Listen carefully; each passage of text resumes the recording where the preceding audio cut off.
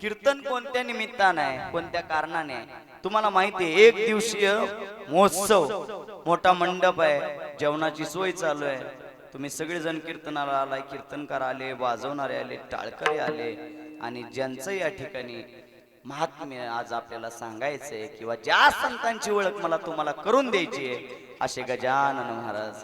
आणि गजानन महाराजांचं आज आपल्या गावामध्ये मंदिर भरपूर दिवस झालं मंदिर आहे आणि या मंदिराचा काय आज 12वा वर्धापन दिन आहे. म्हणजे आपल्या गावामध्ये जे मंदिर आलं ते मंदिर प्रगट होऊन आज त्याला 12 वर्ष होत आहेत. थोडक्यात काय झालं, आज काय वाढदिवस, मंदिराचा वाढदिवस, भगवंताचा वाढदिवस, अभिष्ट चिंतन सोहळा आपण म्हणतो त्याला. आज देवाच्या मंदिराचा, देवाचा अभिष्ट चिंतन सोहळा आपल्या आलेगाव मध्ये चालू आहे. आणि एक दिवसीय सुंदर असं नियोजन सोलंकर परिवार यांनी या ठिकाणी केलेलं आहे. त्यांना देखील धन्यवाद. आणि एवढं करण्यासाठी खूप मोठा अट्टास असतो, खूप मोठा अट्टास असतो. घरामध्ये 4 पाहुणे आले तरी आपल्याला चहा पाणी करायला अर्धा तास जातोच की. एवढा मोठा कार्यक्रमाचं नियोजन करायचं म्हणलं, मंडपवाला आला, आचार्य आला, टाळकरी, प्रत्येकाला बुका द्यायला घरी जायचं, महाराजाला सांगायचं, पाहुण्या मंडळींना सांगायचं. एवढा मोठा अट्ठास. म्हणजे एखाद्या मुलीचं एखाद्या बापाने लग्न करून द्यावं त्याप्रमाणे कीर्तनाचं नियोजन असतं.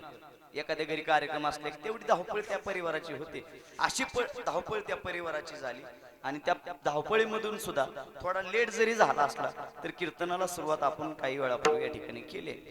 अधिक वेळ घेणार नाही. ज्या संतांचं महत्व मला या ठिकाणी सांगायचं आहे ते संत आपल्या गावामध्ये येऊन 12 वर्ष झाली. आणि ज्या संतांची ओळख मला माझ्या परीने करून द्यायची. 12 वर्षामध्ये तुम्ही कीर्तन ऐकली असतील, भरपूर ऐकली असतील, म्हणजे वर्धापन दिनाची. पण आज माझ्याकडून तुम्ही थोडस ऐका आणि मी चांगल्यात चांगलं किंवा भगवंताचं वर्णन करण्याचं काम आणि गजानन महाराजांचं वर्णन करण्याचं काम येत्या काही वेळामध्ये तुमच्या समोर करणार आहे.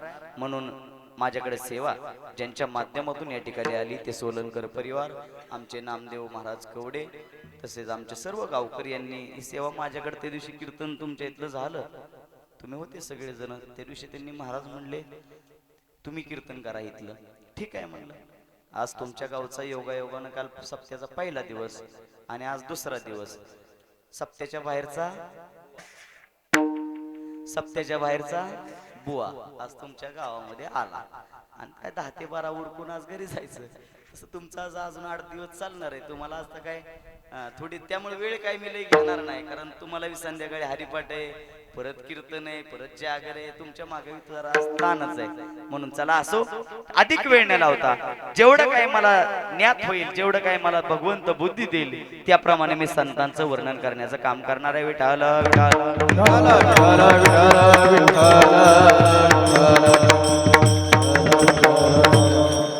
गजानन महाराजांचा जन्म शके 1878 साली झाला.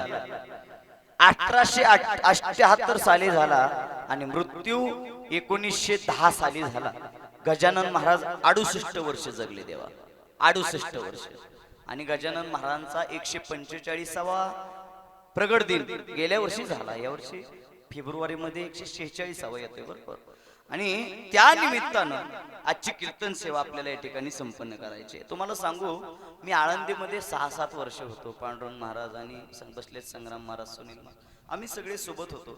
संग्राम महाराज तुम्हाला आठवतंय काय माहित नाही, पण गजानन महाराजांचं आळंदीमध्ये खूप मोठं मंदिर आहे. तुम्ही गेले मठात, गेले गजानन महाराजांच्या मठात? शेगावला तर सगळेच गेले असतात, आळंदीला गेले? नामदेव बुवा आजचं कीर्तन तुम्ही मला त्या दिवशी दिलं. मी गेली 8 दिवस झाला विचार करतोय माझ्याकडेच ही सेवा का आली माहितीये तुम्हाला? गजानन महाराजांच्या मंदिरामध्ये आळंदीत जेवढ्या वर्ष शिकत होतो, आठवड्यातनं 2 दिवस तरी गजानन महाराजांच्या मंदिरात जायचो. तुम्ही म्हणाल महाराज गजानन महाराजांच्या मंदिरामध्ये का जात होता? आता महाराज हसले. का जात होता खरं सांगू तुम्हाला? आळंदीमध्ये आम्ही ज्यावेळेस बारके होतो, आता वय त्यावेळेस खरंच खूप लहान होतं, 7 वर्ष आळंदीत काढली. आणि आम्हाला आठवतंय 7 वर्षामध्ये गुरुवार उजडला की आम्ही काय करायचो, आळंदीतल्या गजानन महाराजांच्या मंदिरात जायचं. तुम्हाला मी का पटवून सांगतोय हे उदाहरण माझ्या आयुष्यातलं वगैरे काही नाही, पण माझ्याकडे सेवा का आली हे तुम्हाला आधी सांगतो. गजानन महाराजांच्या मंदिरामध्ये गेलं की दर्शन घ्यायचं दर गुरुवारी, दर गुरुवारी दर्शन घ्यायचं आणि दर गुरुवारी तिथं तुपामध्ये केलेला शिरा भेटायचा. देवा, तुपामध्ये केलेला शिरा भेटायचा. आणि आम्ही आळंदीची सगळी पोरं शिकाय असणारे पांडू महाराज संग्राम, आम्ही तिथं शिऱ्यासाठी जायचो, शिऱ्यासाठी जायचो. 7 वर्ष मी सांगतो तुम्हाला, 7 वर्ष गजानन महाराजांच्या मंदिरातला शिरा मी खाल्लाय दर गुरुवारचा.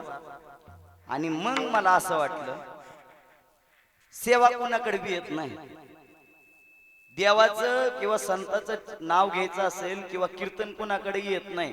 ज्याच्या भाग्यात आहे, ज्यांनी त्यांची सेवा केली. मी म्हणतो गावबा माहितीये तुम्हाला, गावबा नुसत्या पोळ्या खाऊन काय केलं, राहिलेलं रामायण लिहिलं. तसं माझं घ्या, नुसता शिरा खाऊन आज कीर्तन करतो विठाला.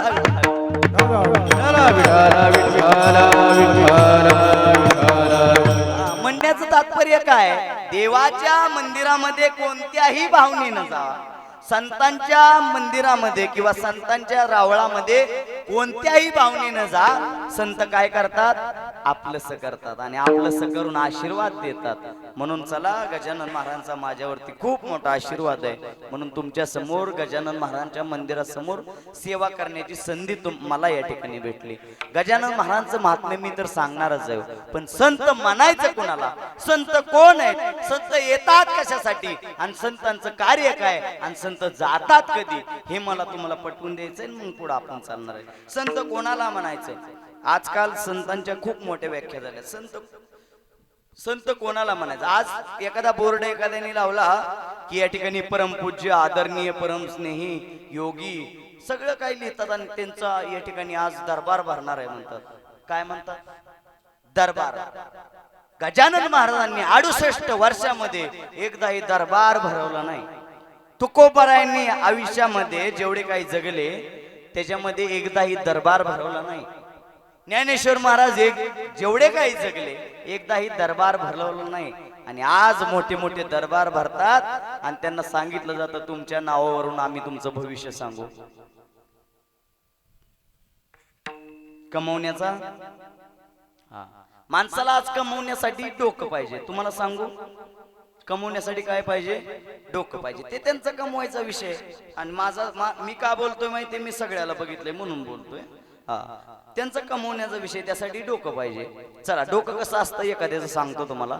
एक डॉक्टर होते आणि त्यांनी डॉक्टरनी बाहेर लिहिली, पाटी लावली, तुमचा जो आजार आहे तो बरा करून दिला जाईल आणि जर बरा नाही केला तर 1000 रुपये तुम्हाला बक्षीस दिलं जाईल, पण तपासण्यासाठी 300 रुपये फी आहे. आणि आजार जर बरा झाला नाही तर फुकट तुमचा आजार नीट केला जाईल, 1000 रुपये दिले जातील. एक जणांनी वाचलं, म्हणजे डोकं सांगतो एखाद्याचं डोकं कसं असतं. एकाने वाचलं आणि एक जण वाचून म्हणला चला एकदा जाऊ आणि 1000 रुपये आपलंस करून घेऊ.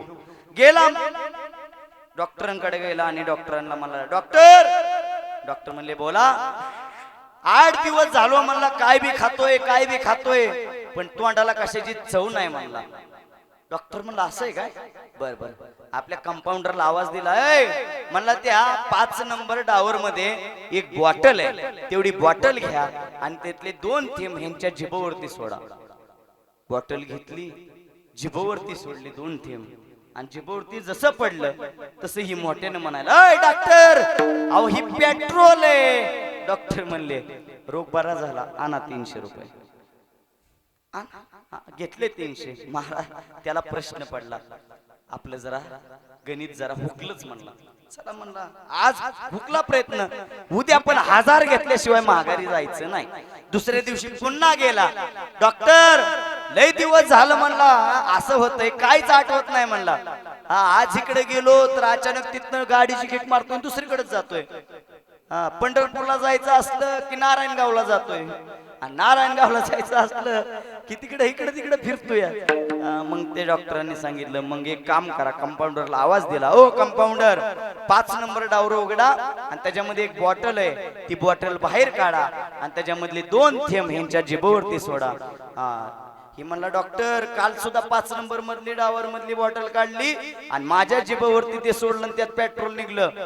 ती म्हणला अभिनंदन द्या 300 रुपये. म्हणला तुमची स्मरणशक्ती महागारी आली, आठवतंय तुम्हाला? 300 रुपये पुन्हा घेतलं. असं मी 4 वाजेपर्यंत करू शकतो, पण चला शेवट आणतो. तिसऱ्या दिवशी पुन्हा गेला आणि डॉक्टरांना सांगितलं, ओ डॉक्टर, म्हणला डॉक्टर दिसायचं बंद झालंय म्हणला, आता रात आंधळीपणा आल्यावनी झालंय म्हणला, काहीच दिसना म्हणला. काय म्हणला अवघड झालंय म्हणला, बायको समोर आली तर वेगळीच नाव घेऊन बोलतोय, पोरं समोर आली तर कोण दिसना मला, मग काय करू?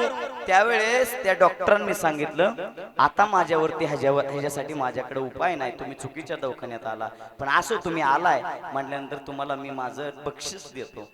तुमचं इलाज माझ्याकडे होणार नाही, इलाज नाही झाल्यावर किती द्यायच्यात आहे?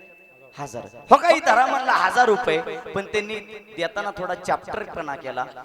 पिवळ्या नोटा म्हणजे 200-200च्या 2 नोटा घेतल्या आणि त्यांच्या हातावरती ठेवल्या. ह्याच्या हातावरती जशा ठेवल्या ही डोळं बारीक उघडलं. म्हणला डॉक्टर, अय डॉक्टर कुणाला येड्यात काढता? म्हणला 400-1000 कुठे आहेत? ती म्हणला द्या 300 रुपये द्या म्हणला, तुमची डोळ्याची दृष्टी महागारी आला म्हणला. म्हणजे डोकं कुठं वापरायचं हे कुणाला कळलं? आज आपल्या पृथ्वी तलावरती, आज आपल्या महाराष्ट्रावरती संतांची नावं घेऊन जो धंदा चाललाय हे मी सांगत होतो. डोक्यानं धंदा चाललाय, डोक्यानं.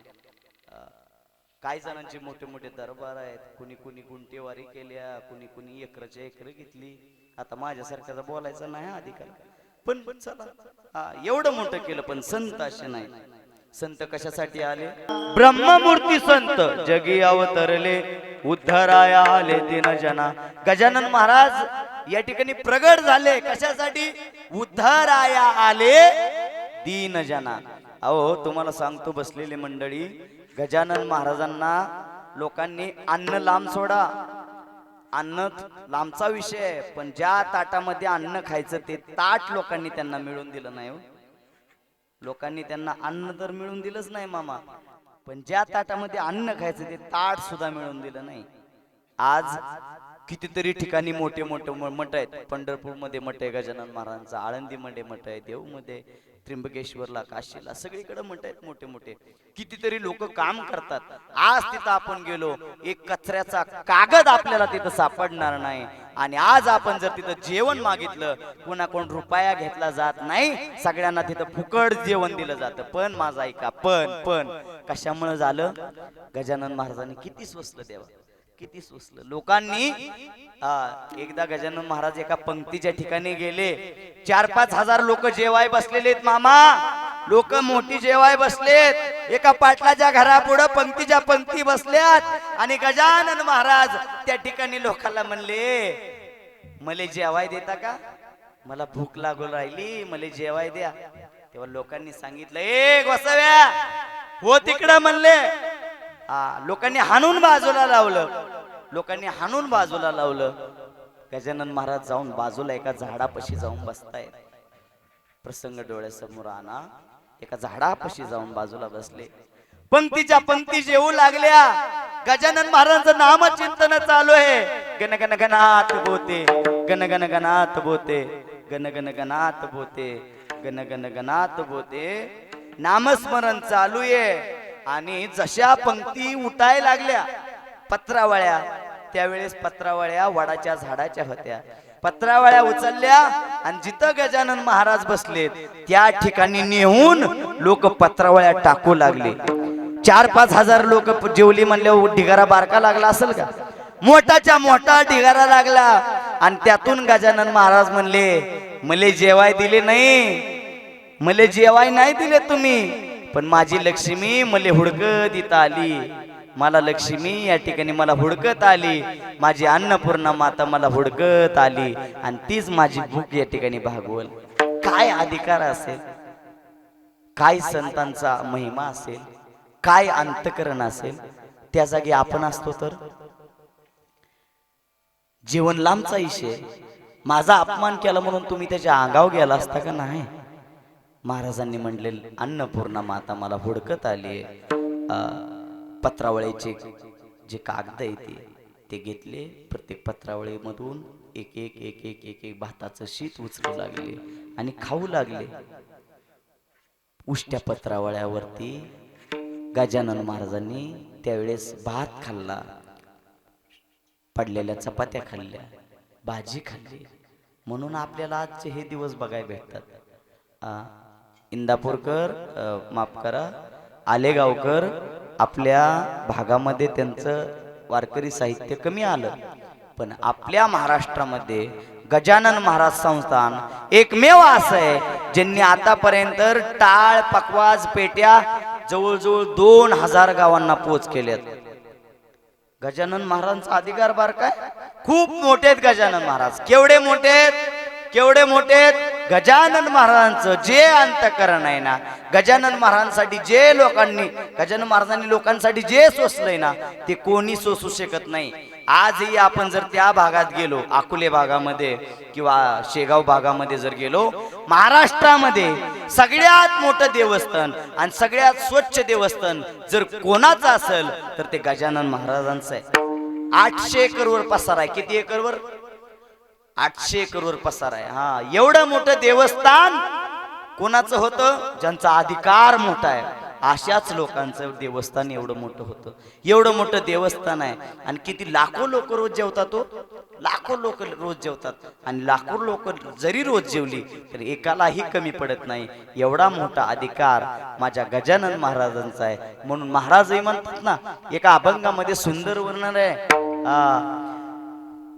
गीता भागवत देती ग्वाही, गीता भागवत देती ग्वाही, गीता भागवत देती ग्वाही, गीता भागवत देती ग्वाही, गीता भागवत देती ग्वाही, गीता भागवत ग्वाही, गीता भागवत देती ग्वाही, गीता भागवत देती ग्वाही. मनती ज्ञाना बाई आई, मनती ज्ञाना बाई आई, शिवपीठ हे जुनाट, शिवपीठ हे जुनाट, शिवपीठ हे जुनाट, शिवपीठ हे जुनाट.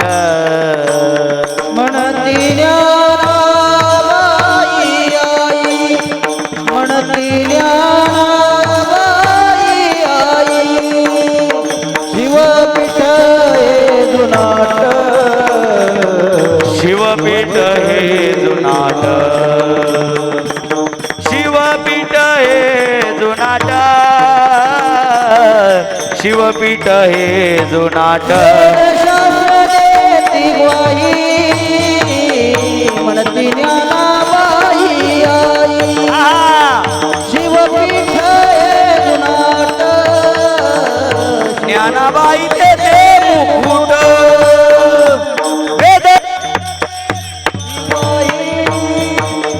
म्हणती ज्ञानाबाई आई, शिवपीठ हे जुनाट, तेथे ज्ञानाबाई मुकुट, मुकुट. आपल्याला ज्ञानेश्वरी दिली म्हणून ती ज्ञानेश्वरी आजही आपण वाचतो. पण त्या ज्ञानेश्वरीचा परिणाम काय? परिणाम काय? एक तरी ओवी अनुभवावी, नामा म्हणे श्रेष्ठ ग्रंथ ज्ञानेश्वरी, आणि एक तरी ओवी अनुभवावी. हा, एक तरी ओवी आपण वाचल्याशिवाय राहत नाही. म्हणजे दिसतात सुद्धा ज्ञानोबाराय, तेज तोंडावरती ज्ञानोबाय दिसतात सुद्धा तसे आणि आहेत सुद्धा तसे. ज्ञानोबारायांचे 2-3 ग्रंथ आहेत. ज्ञानोबारायांची ज्ञानेश्वरी, ज्ञानोबारायांचा हरिपाठ, बरोबर, ज्ञानोबारायांचा सांगा सगळे 5 चांगदेव 65, अमृतानुभव. ज्ञानोबारायांनी जेवढं काय तुमच्या आमच्यासाठी वयाच्या 22 वर्षापर्यंत केलंय तेवढं कोणी केलंय का? नाही. म्हणजे आहेत सुद्धा आणि दिसतात सुद्धा आणि जगाच्या पाठीवरती ते सगळ्यात तेज जर कोणाचं जास्त असेल तर ज्ञानोबरायांचं आहे. म्हणून दिसतात सुद्धा आणि आहेत सुद्धा. चला पुढं. काही लोक दिसत नाहीत पण असतात, काही लोक दिसत नाही पण असतात. गजानन महाराज संत वाटत होते कोणाला? लोक येड्यात काढायचे, लोक येड्यात काढायचे. एक प्रसंग सांगू तुम्हाला, एक प्रसंग सांगतो तुम्हाला. एका गावामध्ये गजानन महाराज गेले, कीर्ती पसरली होती गजानन महाराजांची. शेगावचे गजानन महाराज आहेत, ते येतात, भजन कीर्तन करतात, लोकांना या ठिकाणी उपदेश करतात आणि त्यांची सेवा खूप मोठी आहे. गण गण गणात बोलते त्यांचा मंत्र आहे. आणि असे गजानन महाराज एका गावामध्ये गेल्यानंतर लोकांनी गर्दी केली, गर्दी झाली लोकांची आणि प्रत्येक माणूस त्यांचं दर्शन घेऊ लागला. प्रत्येक माणूस दर्शन घेऊ लागल्यानंतर गावच्या पाटलाला ही गोष्ट कळाली. गावच्या पाटलानं त्या ठिकाणी तडकरनं गावचा पाटील उठला आणि म्हणला, आपल्या गावामध्ये येऊन हा गोसाई म्हणला त्याचं नाव मोठं करतोय म्हणला, काय गरज आहे आपल्या गावामध्ये यायची. गेले 7-8 जण घेऊन. त्यावेळेस पाटील म्हणजे त्यांच्या माग पैलवान लोक 7-8 असायची. आता सुद्धा पाटलांच्या माग आहे ती. म्हणजे 7-8 पैलवान घेतली आणि त्या ठिकाणी गजानन महाराजांच्या जवळ गेले. म्हणले, आमच्या गावामध्ये येऊन देवाचं नाव घेण्याचा तुला अधिकार कोणी दिला? चल हो गावच्या बाहेर चालता हो. गोसावी म्हणले, हाणलं मारलं. त्यांच्यावर जे पैलवान होते, टाळकरी मंडळी, बसलेले मंडळी, त्यांच्यावर जी पैलवान होते ना, त्यांनी ऊसाचे टिपर मोडले, ऊसाचे टिपर. आणि सगळ्यांनी आपापल्या हातामध्ये ऊस घेतले आणि ऊस घेतल्यानंतर प्रत्येकाने ऊस फुटेपर्यंत गजानन महाराजांना मारलं. ऊस फुटेपर्यंत मारलं. काय प्रसंग असेल, काय वेदना झाल्या असतील. पण जगाच्या कल्याणासाठी ते संत लोक सगळं सहन करतात. संत सोसी जगाचे आगाध. एवढं मारलं, एवढं मारलं, ऊसाच्या टिपऱ्या त्यांच्या अंगावरती फुटल्या आणि ऊसाच्या टिपऱ्या त्यांच्या अंगावरती फुटल्यानंतर वन उमटले असतील ना. आता गजानन महाराज म्हणजे आपण जर मूर्ती त्यांची डोळ्यासमोर ठेवली, गजानन महाराज नेहमी काय असायचे? उघडे असायचे देवा. आणि मग गजानन महाराजांच्या अंगावरती वन सगळ्याला दिसू लागले ना. मग लोकांनी त्या पाटलाला सांगितलं, ओ पाटील, असं करणं चांगलं नाही, असं काय करू नका, मारू नका, का मारताय? मग त्या पाटलानं गाववाल्याला एक सांगितलं, जर तुमचे गजानन महाराज जर का देवाचे अवतार असतील, जर का संत असतील, पण गजानन महाराज काय करतील? अंगावरचे वन पुसून टाकतील. गजानन महाराज संत जर असतील तर तुमचे गजानन महाराज अंगावचे वन काय करतील? पुसून टाकतील. काय चमत्कार घडला. असं म्हणताच गजानन महाराजांनी देवाचं नाव घ्यायला चालू केलं. आपला मंत्र जपाय सुरुवात केली. गण गण गणात बोते, गण गण गणात बोते, गण गण गणात बोते. देवाचा धावा केला आणि देवाचं नाव घेतलं. एवढं देवाचं नाव घेतलं, चमत्कार घडला. अंगावरती पाठीवरती जेवढे काय वन होते ते क्षणार्धात निघून गेले. कशाचं महात्म्य? हे संतांचं महात्म्य, हे देवाच्या नामाचं महात्म्य. मग संत जगाच्या कल्याणासाठी येतात आणि जगाचे जेवढे काय आघात आहेत ते सोसतात. चला, मी सांगत होतो जे दिसत नाहीत पण असतात. गजानन महाराज संत वाटत नव्हते पण आहेत. संत गाडगे बाबा संत वाटत नव्हते पण संत आहेत. म्हणजे काही लोक दिसत नाहीत, वाटत नाहीत पण आहेत. पण काही लोक तशी नसतातही, दिसतही नाही तर नसतातही. चला, आता अभिनय क्षेत्रामधलं म्हणजे मी सगळ्या बाजूचं तुम्हाला पटवून देणार आहे. अभिनय क्षेत्रामध्ये आपण बघत असतो काही हिरो हिरोईन त्या भूमिकेला पात्र असतात, बरोबर. काही दिवसापूर्वी छावा आला, त्याच्यामध्ये संभाजी महाराजांचा रोल ज्यानं केला तो त्याला शोभला. कौशल नाव आहे त्याचं, तो त्याला शोभला. पण त्याचाच औरंगजेबाचा ज्यानं रोल केला तो दिसतही नव्हता तसा आणि तो त्याला शोभलाही नाही. दुसरी एक गोष्ट, आपल्या मराठी ह्याच्यामध्ये चला हवा युद्ध म्हणून एक शो आहे. मी का सांगतोय, मी पटवून देतोय, मला पुढे मुद्दा वेळच आहे. आपल्या मराठी ह्याच्यामध्ये चला हवा युद्ध म्हणून एक शो आहे. भाऊ कदम. कोणाला बघ भाऊकडे बघितलं का वाटतं का तो भाऊ कदम हिरो आहे? वाटतं का कोणाला? म्हणजे मला तर नाही वाटत. दिसाय कसा आहे? झाडच्या झाड गडी आणि तुमचा तोंडानं काळा भांगार या आणि तुमचा नाक बसक या. तुमचं बोलणं सगळं अवघड आहे. टी शर्ट घातला तर टी शर्ट कमी दिसून डिहरी जास्त दिसते त्याची. एवढं त्याची पर्सनॅलिटी काहीच नाही. पण भाऊ कदमला आज काय म्हटलं जातं? अभिनेता म्हटलं जातं. म्हणजे काही लोक दिसतही नाहीत आणि नसतातही, पण त्यांच्या बोलण्यावरनं त्यांच्या बुद्धीच्या जोरावरती ती काय झाले ते तिथपर्यंत पोहोचले ते. चला, म्हणून मी 3 वर्ग तुम्हाला सांगितले, जे दिसतात सुद्धा आणि असतात सुद्धा, जे दिसत नाहीत पण असतात, आणि जे दिसतही नाहीत आणि नसतात सुद्धा. अशी कितीतरी उदाहरणं मला तुम्हाला सांगता येतील. पण चला, आपला वेळ कमी आहे. आजही आपण जर माहेरची साडी पिक्चर जर नावाचं नाव पिक्चरचं जर नाव घेतलं तर आजही आपल्या समोर कोण येतं? अलका कबूल. कबूल होय. हा, मला वाटलं कबूल. हा, मला कबूल आहे. बर, कबूल कबूल. हा, आजही आपल्या समोर ते का नाव येतं? कारण ते विचार मांडले, ती भावना मांडली, किंवा ते पात्र निभावलंय. म्हणून काही पात्र असे देखील आहेत जे दिसत नसले तर ते आहेत. म्हणून चला, या पृथ्वीतलावरती संत वेगळे आहेत. तुम्ही जर संत कशासारखे म्हणला ना, संत हिरा बाजूला ठेवा आणि एका बाजूला गारगोट ठेवा. जरी गारगोट आणि हिरा दोन्ही सारखे जरी दिसत असले, ते सारखेत का? नाही. संत नव्हती जगा मानवासारखे, समुद्र नदी नव्हे पैगा, पाषाण म्हणून ये लिंगा. नदी आणि समुद्र जरी सारखे वाटत असले, समुद्रात काय असतं? समुद्रात काय असतं? वाळू. बर, समुद्रात पाणी असतं आणि नदीत. बर बर. आणि तुमच्या गावात बंगल्यात कोण राहतं? आणि पत्र्याच्या घरात? म्हणजे सारखं आहे ना सगळं? चला, विनोदाचा भाग सोडा. सगळं सारखं आहे ना? सगळं सारखं आहे. पण ऐका, आपण जेवढी बंगल्यावाल्याला किंमत देतो तेवढी पत्रावाल्याला देतो का? बंगल्यावाल्याला रामभाऊ म्हणतो आणि पत्रावाल्याला ए रामा का राम्या. म्हणून संत नव्हती जगा मानसा त्या सारिके, समुद्र नदी नव्हे पैगा, पाषाण म्हणून ये लिंगा. समुद्र नदी जरी सारखे वाटत असले, समुद्र नदी सारखे नाहीत. पण संत जरी आपल्यासारखे दिसत असले, पण दिसती सारखे वर्ण जाणे तो पारखे. हा, मग सुंदर प्रमाण दिलं. दोन्ही जरी सारखं दिसत असलं, पण ते सारखं आहे का?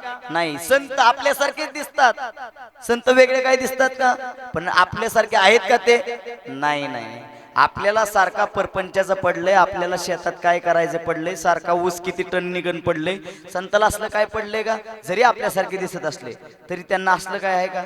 नाही. त्यांना फक्त एकच, उद्धाराया जन, म्हणजे जेवढं काही जगाच्यासाठी जेवढं काय करायचंय तेवढं त्यांना पडलेलं आहे. चला, माझी वेळ होत आली, म्हणून तुम्हाला सांगतो, संत जरी तुमच्या आमच्यासारखे दिसत असले, संत आपल्यासारखे नव्हते. गजानन महाराजांच्या जीवनामधला हा मी सांगतोय त्यातला हा 3रा प्रसंग आहे. का अजून एक?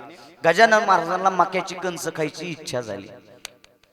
ऐका, गजानन महाराजांना मक्याची कणसं खायची इच्छा झाली आणि गजानन महाराज बंकट स्वामी, त्यांच्यासमोर बंक्या स्वामी म्हणायचे त्यांना, बंकट स्वामी यांच्या रानामध्ये ते गेले सगळेजण आणि मक्याची कणसं आणली मोडून.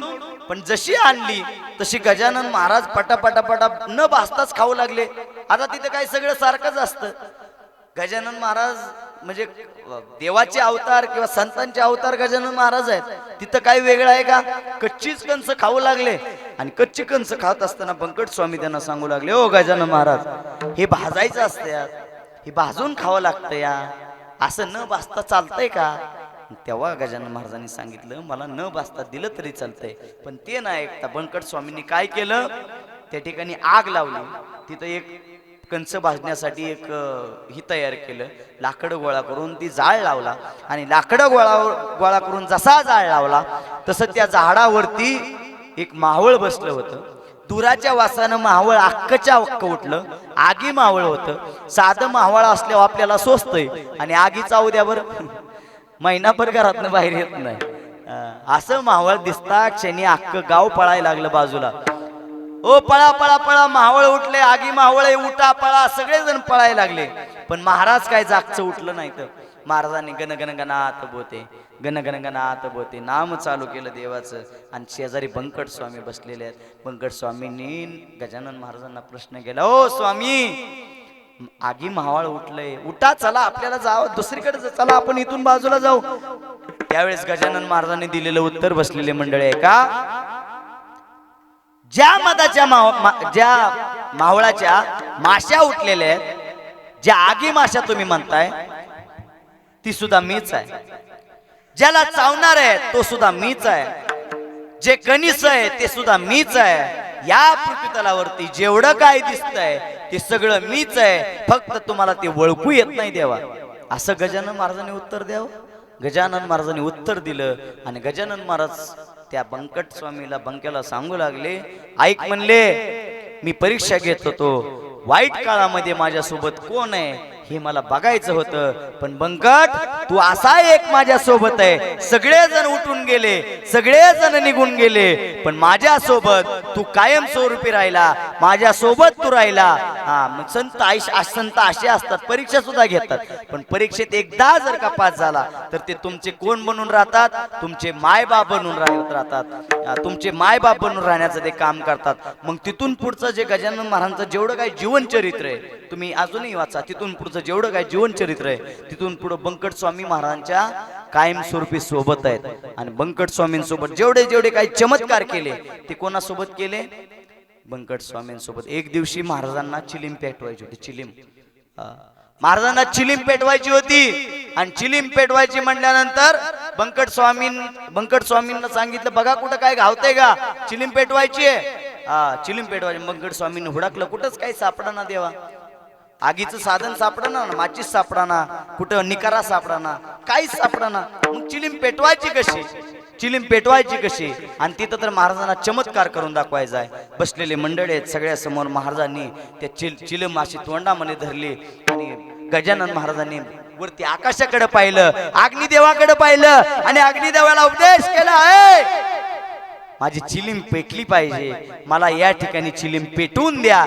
बघता काय मंडळी, 2 मिनिटामध्ये विदिन सेकंदामध्ये त्या ठिकाणी चिलीम मनाने पेटू लागली. एवढा मोठा अधिकार जर कोणाचा आहे, संतांचा आहे. म्हणून मी सांगत होतो, संत जरी आपल्यासारखे दिसले तर ते आपल्यासारखे नसतात, दिसाय फक्त आपल्यासारखे, पण ते वेगळे असतात. संत आपल्यासाठी आई बाप बनून आपल्या आयुष्यामध्ये ते काम करतात.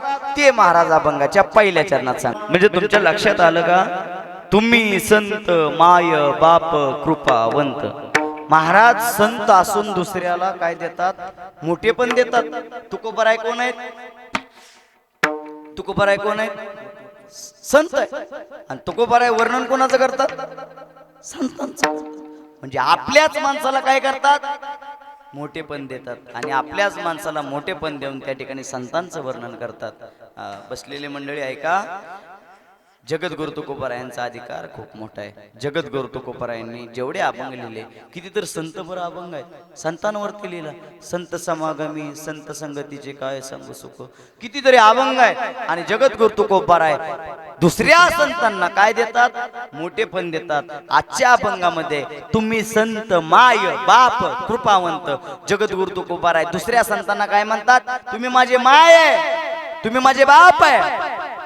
माय म्हणजे कोण तुम्हाला सांगू, माय म्हणजे कोण, तुमच्या आमच्या आयुष्यामध्ये देवाला न येता, देवाला येता येत नाही प्रत्येकाच्या आयुष्यामध्ये, देवाला यायला जमतं का, नाही. मग तुमच्या आमच्या आयुष्यामध्ये आई हे एक असं पात्र आहे, माई जे असं एक पात्र आहे की देव म्हणून तुमच्या आयुष्यामध्ये कोण आहे, आई. आई बाळणपण, तुम्ही ज्यावेळेस पोटातून बाहेर आला ना त्यावेळेस एक शब्द वापरला जातो, बाळणपण.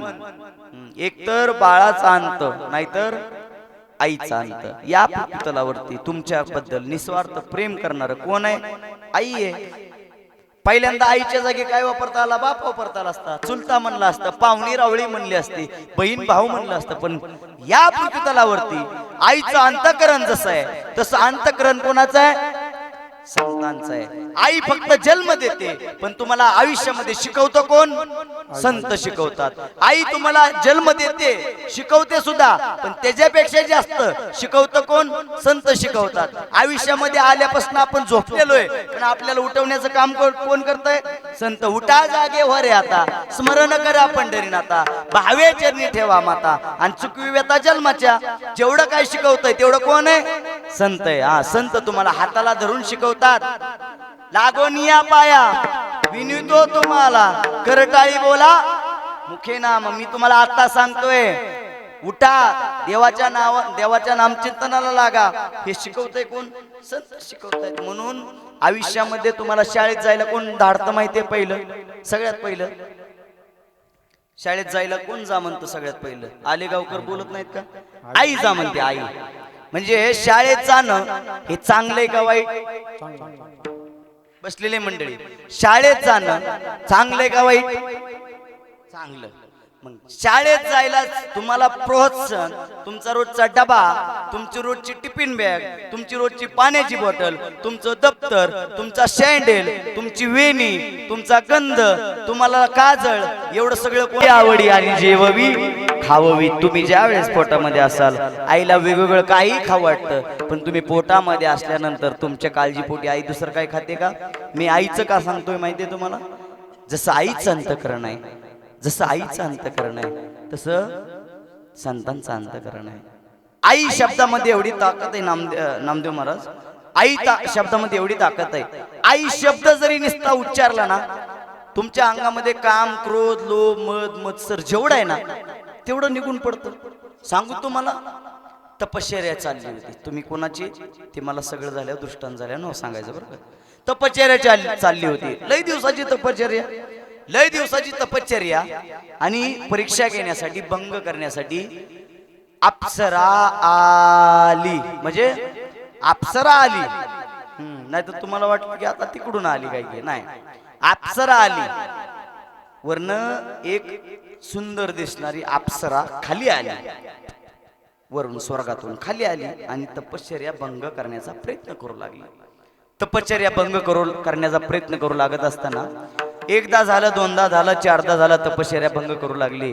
त्यावेळेस रागाच्या क्रोधाने डोळे उघडले, क्रोध आला, डोळे उघडले आणि समोर बघताय तर काय, एक नारी आहे. एवढी सुंदर आहे, एवढी सुंदर आहे, तपोवान आहे, रूपवान आहे. आणि ती सुंदरी, त्यांनी जसे डोळे उघडले त्यांना नमस्कार केला, जे हरी केला, जे हरी. ते म्हणले, जे हरी, बोला काय काम आहे, तुम्ही माझी तपश्चर्या का भंग करताय? त्यावेळेस त्यांनी सांगितलं, मला तुमची तपश्चर्या खूप आवडली आणि तपश्चर्या आवडली एवढाच भाग नाही, तर मला तुमच्याशी काय करायचंय? लग्न करायचंय. लग्न करायचंय म्हटल्यानंतर त्यांनी नकार दिला. नाही म्हणले, मी तुमच्याशी काही लग्न करू शकत नाही, कारण मला माहिती आहे लग्न गोष्ट नंतरची, पण हे शरीर जे आहे ना, हे शरीर नासकय, तुसकय, मला हे शरीर नको कुणाचं. तुम्ही जरी वरून दिसाय चांगला असला, तुमचं जरी रूप छान असलं, तेज छान असलं, शरीर जर एवढं रूपवान असलं, आपण म्हणतो ना दिसाया ह्याच्यासारखी आहे, अप्सरेसारखी आहे, जरी तुम्ही दिसाय अप्सरा असला, तर तुमचं आत्मतून जे शरीर आहे ना, ते मला आवडत नाही, नासकय, तुसकय, एवढं घाण आहे शरीर. असं म्हणता क्षणी त्यांनी बाजूला पडलेलं एक अंग कापून घेतलं, बाजूला पडलेलं एक दगड घेतला आणि दगडाने आपलं अंग कापून घेतलं, आपलं पोट कापलं. आणि पोट जसं कापलं तर त्या पोटामधून अत्तराचा वास येऊ लागला, म्हणजे सुगंध येऊ लागला. सेंट आपल्या भाषेमध्ये आता सेंट येऊ लागला, सेंट येऊ लागला.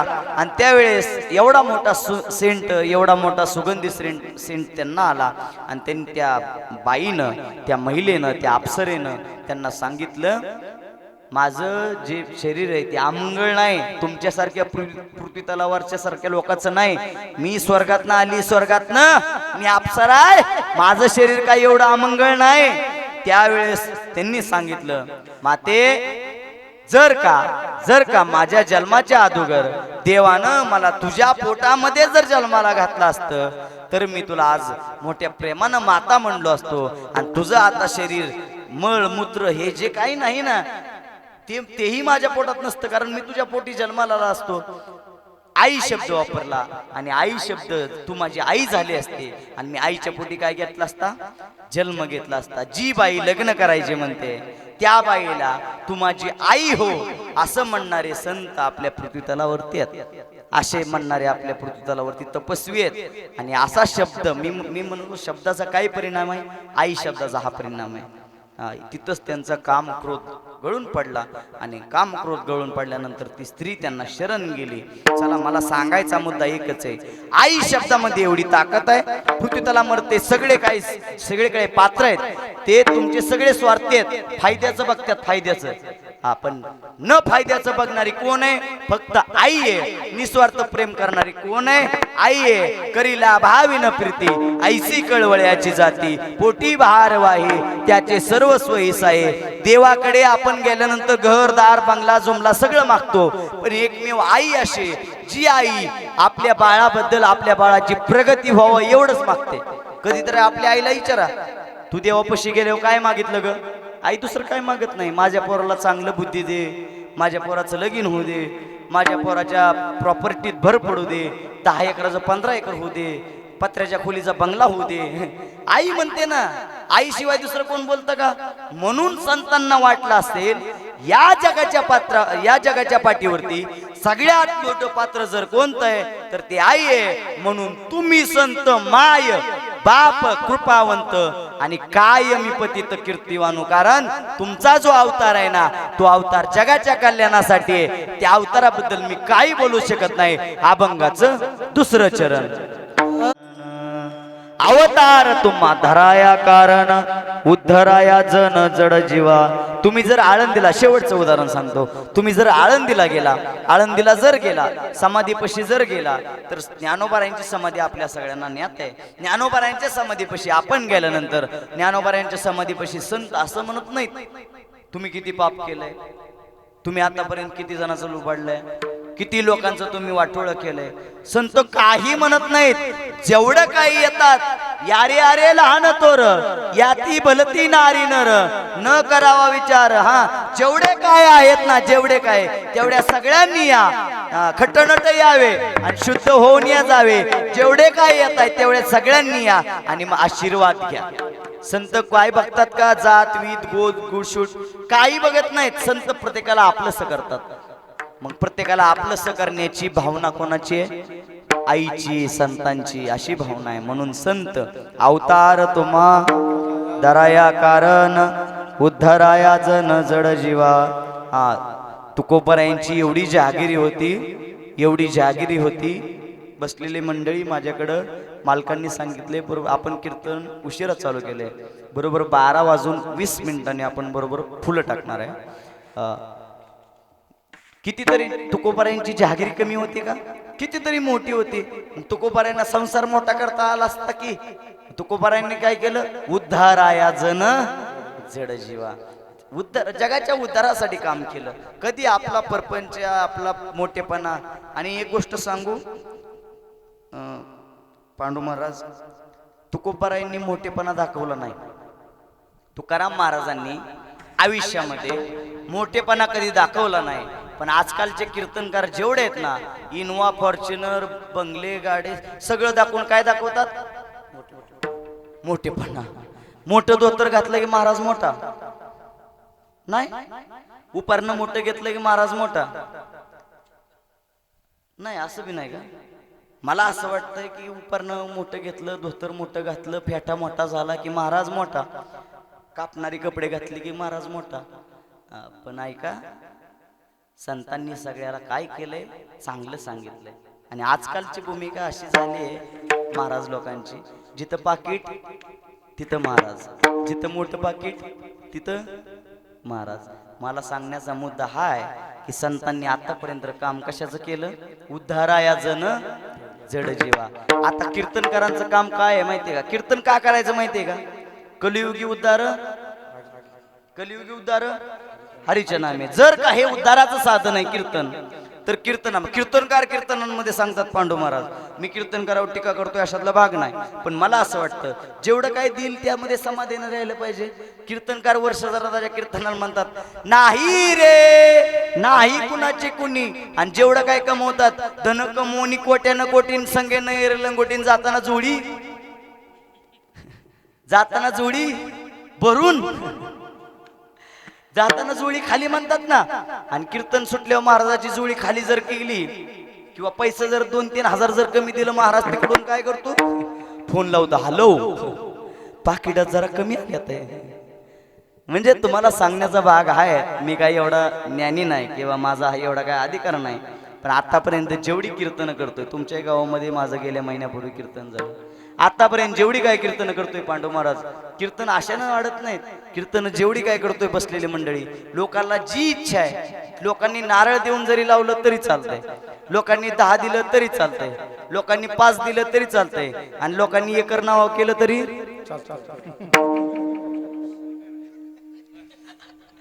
काय केलं तरी चालतंय मला.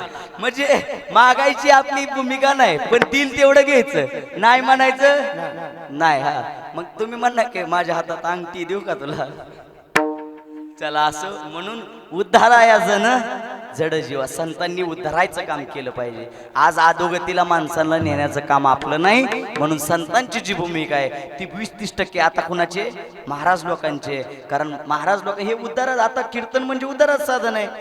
आता आपल्याला भजन करायला वेळ आहे का? नाही. आता आपण काकडा करायला वेळ आहे का? नाही. आता फक्त 2 तास कीर्तन करायचं आणि त्यामधून देवाचं नामचिंतन घ्यायचं आणि त्यामधून उद्धार करायचा, एवढंच एक साधन राहिलंय. आणि इथं मी आज उभा आहे, आता बोलतोय, खाली बसले माझं कोण ऐकायचंय? म्हणून बोलत असताना जगाच्या उद्धाराचं सांगावं. जगाचा उद्धार कशात आहे? उद्धाराया जन जड जीवा, अवतार तुम्हा धराया कारण, उद्धाराया जन जड जीवा. संतांनी काय केलं? वाढावया सुख, भक्ती भाव धर्म आणि कुळाचार नाम विठोबाचे, देवाचं नाव वाढवण्याचं काम जर कोणी केलं तर माझ्या सर्व संतांनी केलं. गजानन महाराजांच्या आयुष्यामधला एक शेवटचा प्रसंग सांगतो आणि माझ्या सेवेकडे पूर्ण विरामाकडे जातो. गजानन महाराजांना एक दिवशी तहान लागली, लोकांना पाणी मागितले. मले पाणी देता का कोणी? विदर्भी भाषा, तिकडली जालन्याकडली भाषा, मले पाणी देता का कोणी? गजानन महाराजांना लोकांनी सांगितलं, पाणी नाही भेटणार, आहेच पाणी, आमच्याकडे दुष्काळ आहे, हाई एवढं पाणी आम्हालाच पहिला कमी पडन, कुठं घरी जायचं, परत कुठं पाणी घेऊन यायचं, रानामध्ये काय पाणी भेटणार नाही म्हणून सांगितलं. गजानन महाराजांना लोकांनी पाणी दिलं नाही तेव्हा. लोकांना महाराजांनी, त्या लोकांनी पाणी दिलं नाही. गजानन महाराज पाणी पाणी पाणी करत त्या ठिकाणी थांबले, पण किती काय झालं, पाणी दिलं नाही. समोर एक विहीर दिसते, कोरडी फक विहीर आहे. गजानन महाराज पळत विहिरीकडे गेले आणि पळत विहिरीकडे जाऊन बघतायत तर काय, आतमध्ये निसते दगड धोंडे, पडलेली घाण त्याच्यामध्ये, तशीच पाणीचा थेंब नाही. गजानन महाराज पाण्याकडे बघतायत तर काय, पाणी नाही त्याच्यामध्ये. एक पळत आला एक शेतकरी, आणि शेतकरी गजानन महाराजांकडे बघून हसू लागला. ओ गजानन महाराज, याडबीड लागले का काय? या मोकळ्या हिरीत काय उडी मारता का? आता यात कुठं पाणी असतंय वय तेव्हा? एक थेंब तरी दिसतोय का? एक थेंब दिसत नव्हता. गजानन महाराजांनी आपली नजर त्या विहिरीमध्ये टाकली आणि एकदा आकाशाकडे पाहिलं. सगळे तेज, आप, पृथ्वी, जेवढे काही पंचमहाभूत ते एकत्र केले आणि एकत्र करून त्या विहिरीमध्ये विलीन केले. बघता काय, त्या विहिरीमध्ये जेवढे काही चारी बाजूला, जे आपण काय म्हणतो त्याला, झरे झरे झरे आपोआप बाहेर येऊ लागले. आपोआप ती विहीर गच्च भरली. शेतकऱ्याला गजानन महाराजांचा चमत्कार ओळखू आला आणि शेतकऱ्याने गजानन महाराजांचे पाय धरले. साष्टांग हे करी दंडवत, श्री संतांचे माता चरणावरी साष्टांग हे करी दंडवत. गजानन महाराजांचे पाय धरले आणि गजानन महाराजांनी त्या ठिकाणी पाणी पिले. मी सांगतो, गजानन महाराजांच्या आयुष्यामध्ये कितीतरी अशा लीला गजानन महाराजांनी त्यांच्या आयुष्यामध्ये केल्या. म्हणून मी मगाशीच बोलून गेलो, माझ्यासारख्या एखाद्या पामराला बोलून घेण्याची सुद्धा ताकद आजच्या दिवशी त्यांची. आजच्या दिवशी कीर्तन त्यांच्या निमित्त आहे. माझ्या तोंडून काय बोलून घ्यायचं हे त्यांनाच माहितीये. माझ्या तोंडून काय बोलून घ्यायचं त्यांना माहितीये. कारण संत जेवढे आहेत ना, ते आपल्यासारख्याचा उद्धार करतात. उद्धाराया जन, तुम्हाला सांगतो 3 वर्ग पडतात, जन, जड आणि जीव. बरोबर? जन म्हणजे तुम्ही, आम्ही, तुम्हा आम्हाला उद्धारायचं साधन काय? देवाचं नाव घेऊन. जन म्हणजे प्राणी मात्र, बरोबर? रेड्यामुखी वेद बोलविला, गर्व तुझ्याचा हरविला, शांती रूपे प्रगटला ज्ञानोबा माझा. आणि जड भिंत. आजही आपल्याला कशाचं दर्शन घ्यावं लागतं? कशाचा उद्धार? जडाचाही उद्धार केला, भीतीचा उद्धार केला. भीतीचाही उद्धार केला, चालविली जड भिंती, हरली चांग याची भ्रांती. हा मोक्ष मार्गीचा चांगाती ज्ञानोबा माझा. हा ज्ञानोबारा यांनी भिंतही चालवली हो, निर्जीवाचा उद्धार केला, सजीवाचा उद्धार केला, प्राणी मात्राचा उद्धार केला, सगळ्याचा उद्धार केला. आजही आपल्याला भीतीचं दर्शन घ्यावं लागतं, आपल्याला निर्बुद्ध रेड्याचं दर्शन घ्यावं लागतं. हा मग उद्धार कोणाचा राहिला? सगळ्याचा उद्धार जर ज्ञानोबारे करू शकतात तर सगळं जेवढं काही आपलं आहे तर त्यांच्या पायावरती आपण सगळं वाहिलं पाहिजे. आणि सर्व जो काही विश्वास आपला जो आहे तो विश्वास संतांच्या पायावरती ठेवला पाहिजे. का म्हणे गुण चंदनाचे अंगी तैसे तुम्ही जगे संतजन. म्हणून त्या संतांनी आपल्यापाशी आपल्यासाठी जेवढं काय केलंय ते आपण सगळ्यांनी ते उपकार मानले पाहिजे. आणि त्या उपकारांमधून आपण कधी परतफेड करून देऊ शकतो का? नाही. एवढे उपकार आहेत, एवढे उपकार आहेत. ज्ञानेश्वरी काळ्या रात्री पहाटे 2 वाजता जरी वाचली किंवा रात्री 12-1 जरी वाजता वाचली तर शब्द सारखेच दिसतात का? सकाळचं वाचताना वेगळे शब्द आणि संध्याकाळी वाचताना असं आहे का? नाही.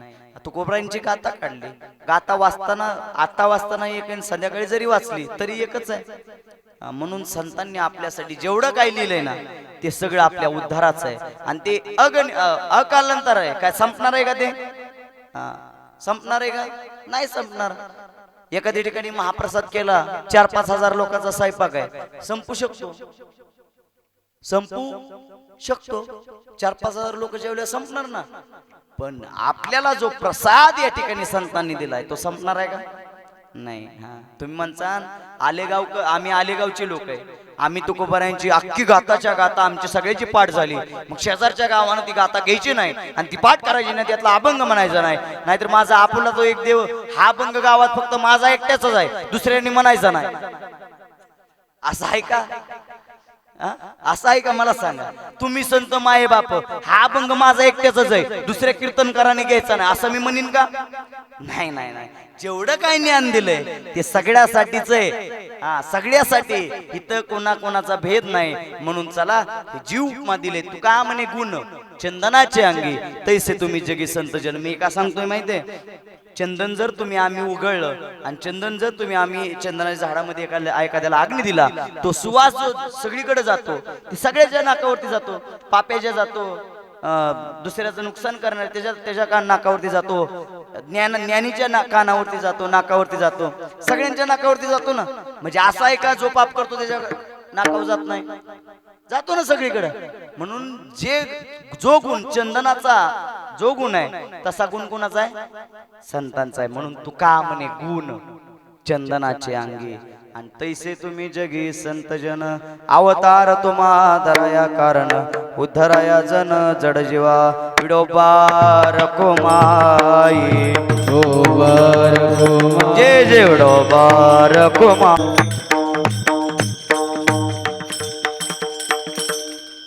बसलेली मंडळी बोर झाले का तुमच्याकडे लक्ष जरा कमी दिलं, टाळकऱ्याकडेच लय दिलं.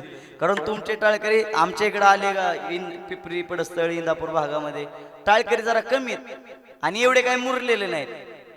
तसे तुमचे टाळकरी जेवढे आहेत, मी यांच्याकडे बघून का कीर्तन करतोय माहितीये? बसलेली मंडळी हे सगळे मुरलेले गडी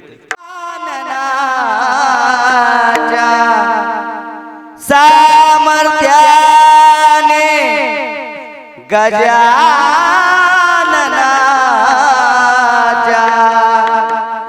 संकट जाई माघारा गण गण गणात बोते गण गण गणात बोते गण गण गणात बोते गण गण गणात बोते गण गण गणात बोते गण गण गणात बोते गण गण गणात बोते.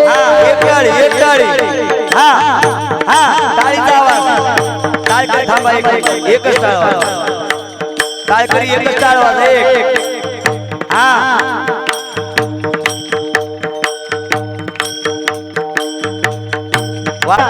दाखवा आलेगाव मध्ये भक्ती भावामध्ये बुडालेला हा जनसमुदाय. वा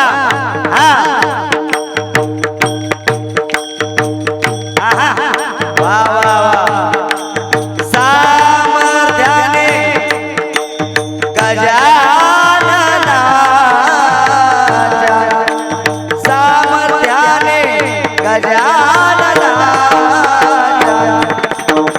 संकटदायी मागारा गण गण गणात बोते गण गण गणात बोते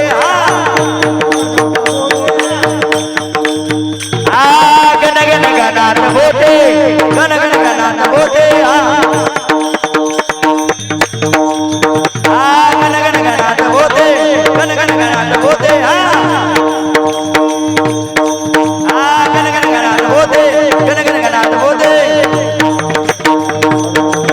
अखिल कोट ब्रह्मांड नायक योगीराज परब्रह्म गजानन महाराज की गजानन महाराज की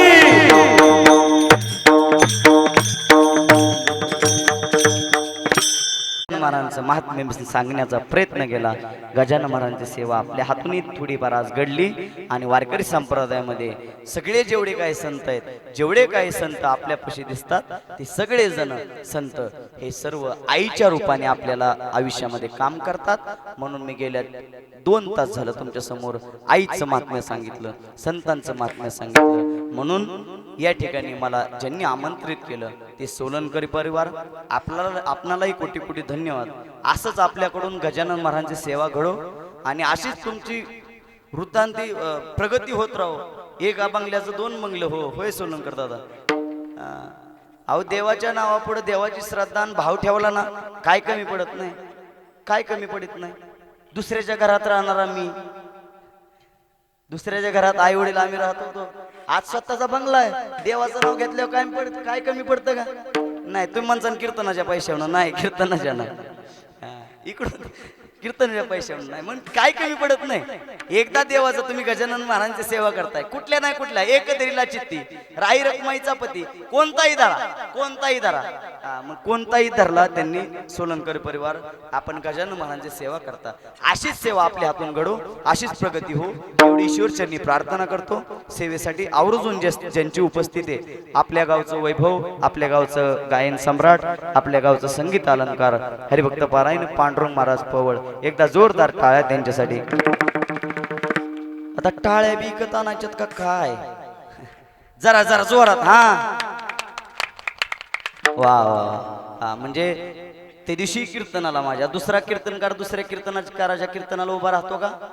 नाही राहत, पण साथ करतात. त्या दिवशीच्या कीर्तनाला मला साथ केली आणि याही कीर्तनाला मला साथ करतात. माझे ते जवळचे मित्र बरं का.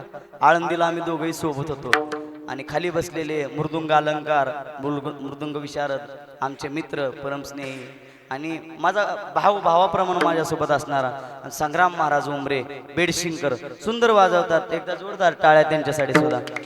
हातामध्ये जादू आहे आणि असे संग्राम महाराज आज माझ्या सेवेसाठी या ठिकाणी उपस्थित, त्यांना देखील धन्यवाद.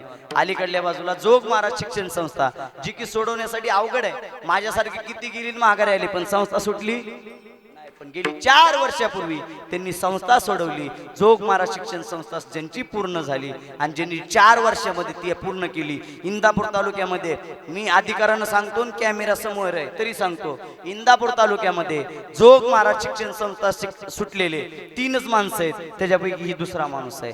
एक आपले राहुल महाराज चोरमले आणि दुसरे सुनील महाराज जगताप. असे जगताप महाराज यांना देखील धन्यवाद. सुनील महाराज जगताप, तुम्ही माझ्या सेवेसाठी तुमच्या पायाचं ऑपरेशन झालेलं आहे तरी सुद्धा तुम्ही आलात, तुम्हाला धन्यवाद. आजूबाजूला जे टाळकरी उभे आहेत गावकरी तुम्हालाही धन्यवाद. आणि मी कुठंतरी पळून जाऊनी, मी लगी पिपरी पडस्थळी इंदापूर गाठुनी म्हणून 2 चोपदार मला धरण्याकरता थांबलं, त्यांना देखील धन्यवाद. आणि पाठीमागं जर बघताय, पाठीमागं कॅमेरा दिसतोय आपल्याला. गेल्या 6 महिन्यापूर्वीपासून मी कीर्तन चालू केली. अगोदर मी तुमच्या गावामध्ये कीर्तन साथीसाठी आलो.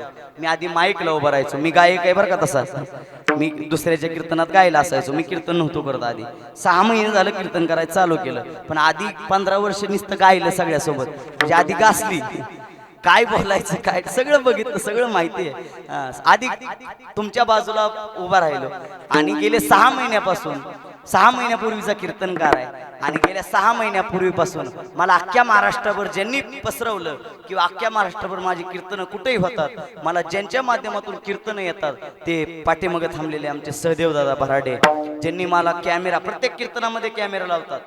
मालक म्हणून, मालक जर मला आमच्याकडे घ्यायला द्यायला त्यांना काय नाही, ते म्हणतात मी पदरनी येतो, तुम्ही फक्त मला घेऊन चला, तुम्हाला मोठं करायचंय. म्हणून अशी भावना कोणाची तरी पाहिजे आयुष्यामध्ये. एक मित्र असा पाहिजे जो आपल्याला मोठं करण्यासाठी त्याची धडपड असेल. आणि सहदेव दादा, तुमचे जेवढे काही उपकार माझ्यावरती, या उपकारातून उतराई होण्याचा मी नक्की प्रयत्न करेन. म्हणून सहदेव दादा तुम्हालाही धन्यवाद. आजचं जे कीर्तन आहे ते तुम्हाला परत कधी ऐकाय भेटेल. राजमुद्रा युट्यूब चॅनल युट्यूब ओपन करायचं आणि राजमुद्रा युट्यूब चॅनल टाकायचं. आजचं गजानन महाराजांच्या आपल्या मंदिराचं कीर्तन हे तुम्हाला त्या मोबाईलवरती युट्यूबला बघायला भेटणार. म्हणून त्यांनाही धन्यवाद. म्हणून झालेली सेवा ज्ञानोबाराय तुकोबाराय सर्वांच्या चरणी समर्पित करून सेवेला पूर्णविराम. ज्ञानेश्वर माऊली.